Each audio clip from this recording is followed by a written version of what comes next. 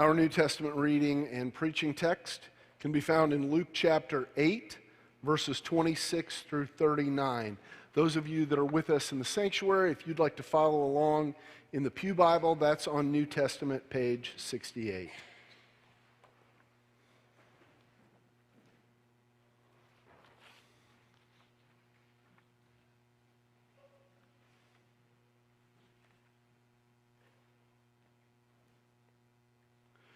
Luke 8, 26 through 39. Then they arrived at the country of Gerasenes, which is opposite Galilee.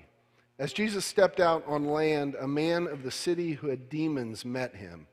For a long time he had worn no clothes, and he did not live in a house, but in the tombs. When he saw Jesus, he fell down before him and shouted at the top of his voice, "What have you to do with me, Jesus, Son of the Most High God? I beg you, do not torment me." For Jesus had commanded the unclean spirit to come out of the man. For many times it had seized him. He was kept under guard and bound with chains and shackles, but he would break the bonds and would be driven by the demon into the wilds.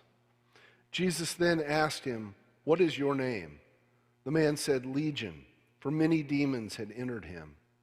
They begged him not to order them back to the abyss.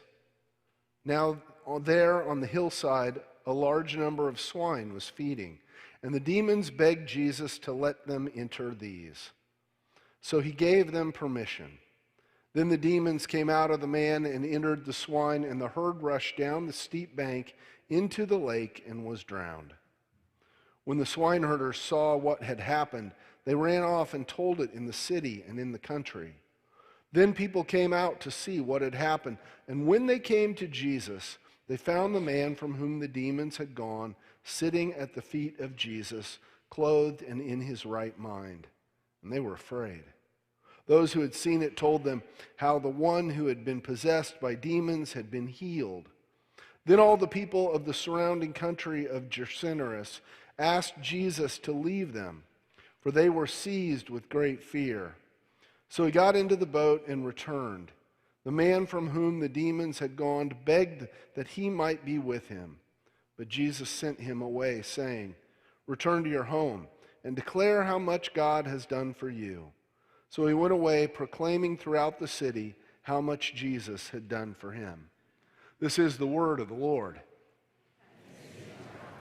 So many times in Scripture, we see Jesus invite, if not even command people to follow him. Last week's sermon was all about following Jesus as a way of becoming a disciple. And this week, we've got a guy begging to let Jesus follow him, to let him follow Jesus. And Jesus says no. What gives? If you remember last week's sermon, you might remember that while Jesus invited people to follow him, he also redefined following him. He laid out what it's all about. All of the disciples had an incomplete, if not a messed up view about what it looked like to follow Jesus. In fact, Jesus redefined following him as denying oneself, taking up your cross, and then following him. Not just walking with him, and definitely not just getting to take part in the events that the disciples were hoping that Jesus was all about. Our scene takes place in the Gerasenes, east of the Sea of Galilee in modern-day Jordan. And this is somewhat of an unusual place for Jesus to be. This is not a Jewish area, this is Gentile territory. And as soon as Jesus gets out of the boat, he's confronted by a naked, demon-possessed guy that lived in the local cemetery. I won't ask for hands, but if anybody thought they were having a bad day today, Jesus had a worse one, right? We're not going to take the time required to talk about the possibility of demon possession. If you need that, please set up time to talk with me. I would love to have those conversations. I mean it.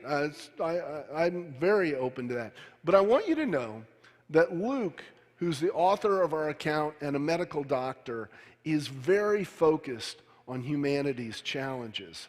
Some conditions he labels as regular ailments, others he labels as possession. He didn't have anything like the diagnostic tools that our medical doctors have at their disposal, but he didn't label every ailment that could be labeled that way as a possession, nor did he label the things that were convenient always for him to label that way. The demoniac confronted Jesus and asked about his business, and we learned the most surprising thing. This guy knows who Jesus is, and not a simple understanding like he's Jesus from Nazareth or he's Mary's son or anything like that. This tormented, naked guy labels Jesus as the Son of the Most High God. And then he falls down before him. If we were in that day, we would understand this way that he is bowing before this man. He is bowing before Jesus in a way that you would bow before a king, before a conquering general. He is indicating Jesus' power and Jesus' position. And please don't fly over this. This is huge. So far in Luke's account, some things have happened that have pointed to Jesus' identity, but nothing has come close to what this is doing. Even how the man refers to Jesus' heritage tells us something. The way they thought about families in that day, when they would talk about a father and a son, they would talk about them as essentially the same thing. If a son came to do business in name of the father, you would think of him in the same way that you thought of the father. If he says something, you'd take it just like it came from the father's mouth. So in this, with him calling him the Son of the one high God, he is essentially saying, you are God. The demon's views are spot on, but they aren't right with God just because they have these understandings. It tells us that there is more than theological accuracy to be right with God. I want you to think about what this man went through. He is coming to Jesus in desperation. He says, I beg you not to torment me. This is the first of 4 times beg is mentioned in our text. This came out as soon as the man encountered Jesus. He knows who Jesus is, and he knows his standing before him. And he begs Jesus, don't be my tormentor. He's had many tormentors. He's hoping that Jesus won't be another. I also hope you noticed how Jesus and the demons interacted. In the 1990s, there was a strong interest in a subject that was called spiritual warfare. There were best-selling books about it. There were conferences on it. And the way the topic was handled, it appeared that God and his angels and Satan and his demons were kind of equal things that were battling for the sake of humanity. But when you look at the biblical text, when you go through Scripture, here and at other points, you see it's not a fair fight. It's not even close. This is a rout.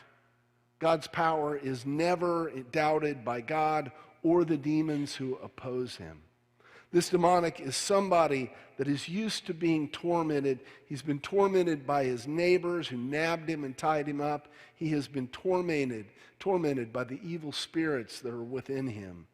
Now he's expecting Jesus is going to torment me like they did. We also find out how severe his infestation is. As he tells Jesus, there are a whole host of them, a legion of them within him. In their day, a Roman legion was anywhere from 4,200 men to over 6,000 men. But I don't think the point here is to take the number literally. The text itself doesn't even do that. What we're supposed to get out of that is there are a whole bunch inside this guy. There are a whole bunch of tormentors within him. And then the legion begs. This is our second begging in the account. Once again, the way they approach Jesus demonstrates that they have no say in the situation, no power against Jesus. They expect the worst to be sent into the abyss. They would have understood this as the underworld. We might understand it as hell. But instead, they see an option, and they beg to be sent into a large herd of pigs that was nearby. When Jesus agreed, they thought he made a mistake. They thought he made a mistake in strategy and what he was allowing them to do. And when the pigs they entered ran down a hill and drowned in the lake, they thought they had him. After the legion left, notice his state of mind. The former adversary of Jesus is now sitting at Jesus' feet, taking the position of a student and a future rabbi. This is the same position that we see Mary, Martha's younger sister, take in another text where Martha had a real problem with it. Martha had a problem that Mary, a woman, would take the position of a student, because if she's taken the position of a student, she's going to be a future rabbi. This is what he's doing too.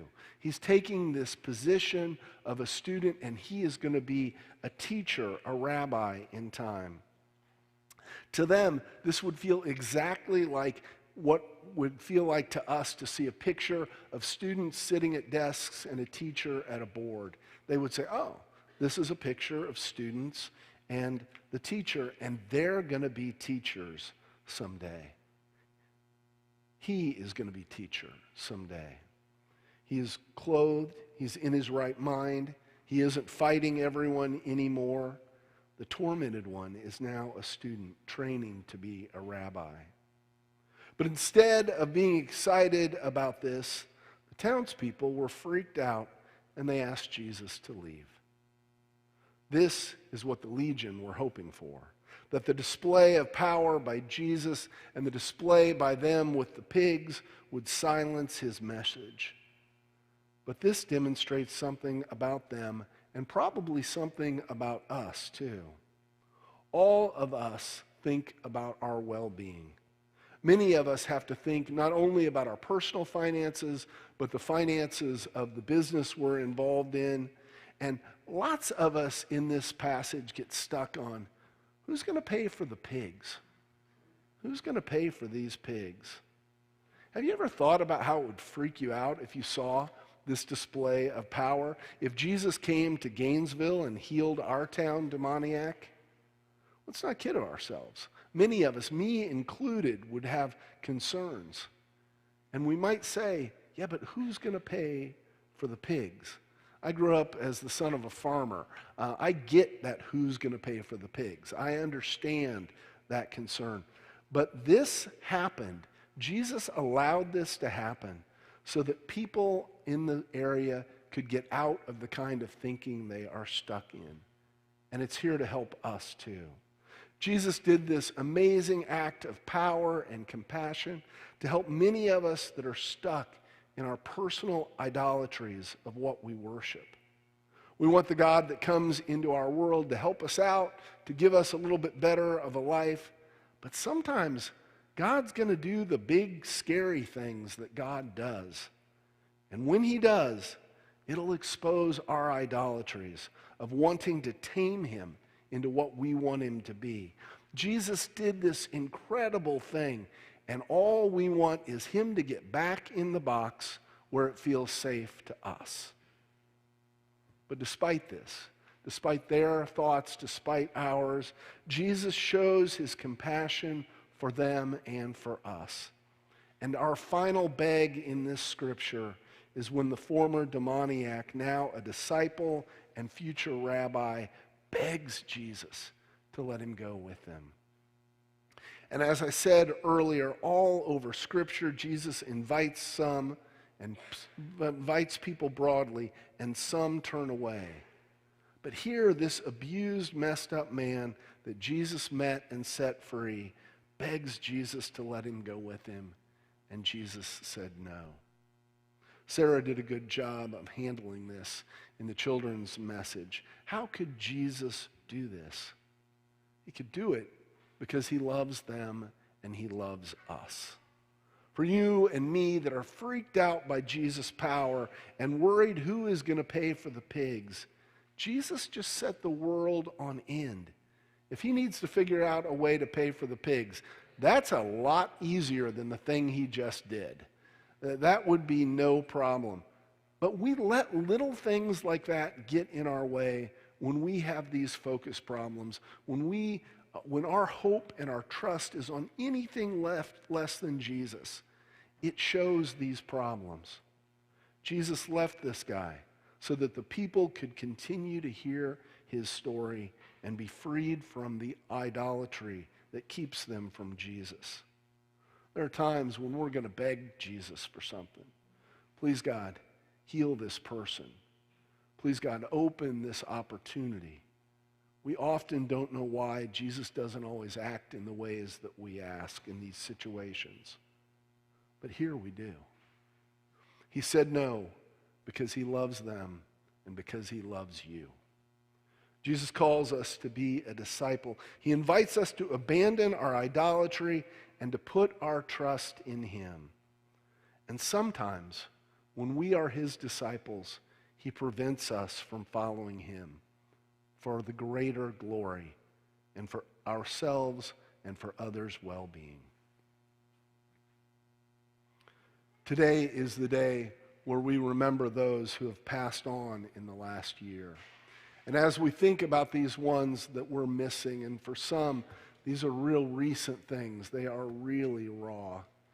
We ask Jesus, are you going to be there for my grandpa? Are you going to be there for my grandma? Are you going to be there for my friend? And will you be there for me? Are your promises true? These can be such a big deal in our lives. These can be as big as Jesus healing a demoniac and setting us free.